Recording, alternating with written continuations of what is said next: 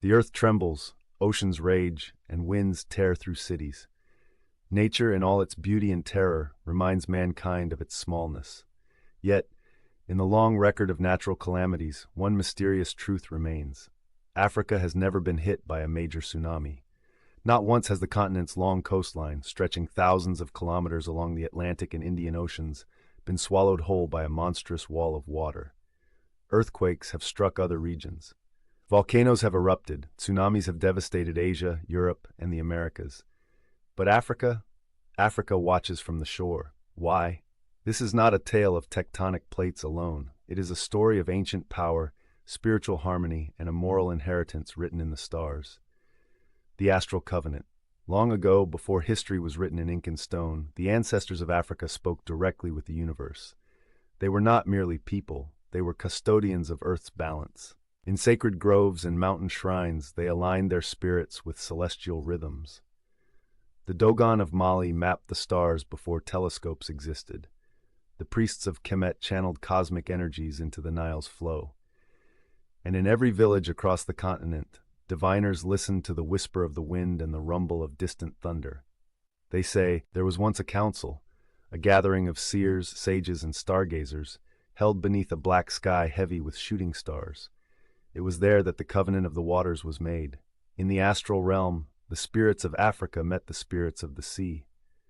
The agreement was simple. Africa would walk in moral order with nature, and in return, the great waters would not rise in wrath. The spirits of the oceans, Orisha like Olokun, the keeper of the deep abyss, accepted this covenant. They respected Africa's spiritual gravity, its reverence for the invisible world. As long as Africa remembered who she would be shielded. The moral shield. Tsunamis are not random acts of chaos, they are spiritual echoes of human imbalance. Where greed rapes the earth, where moral decay festers, the elements rebel. But in Africa, despite colonial wounds and modern exploitation, the soul of the land resists full corruption. In many African societies, moral living is not enforced by law but by spirit. The ancestors are watching. A man may escape the courts, but he cannot escape the shrine. The land remembers, the river judges, the drum speaks.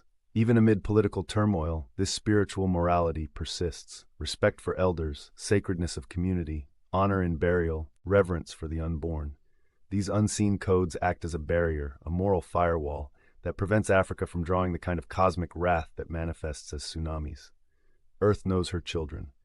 Africa is the mother of civilization. From her soil came the first humans. The earth itself remembers this bond.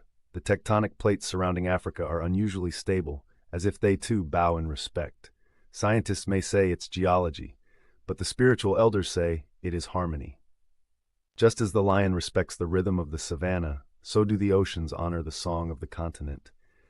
The ancestors of Africa still walk her lands in the astral realm, guiding storms away, calming seismic rumbles beneath the sea, whispering prayers to the waves. Africa is not protected because she is lucky. She is protected because she is ancient, moral, and connected.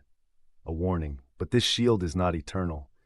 If Africa forgets her soul, if she trades her shrines for greed, her elders for egos, her nature for machines, then the covenant may weaken.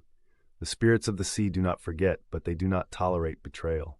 If the spiritual balance is broken, the waters may come. So this story is both a celebration and a warning. Africa is not immune by chance. She is immune by choice. The choice to honor the invisible, to walk in harmony, to stay awake in the astral realm, to remain the moral compass of a faltering world.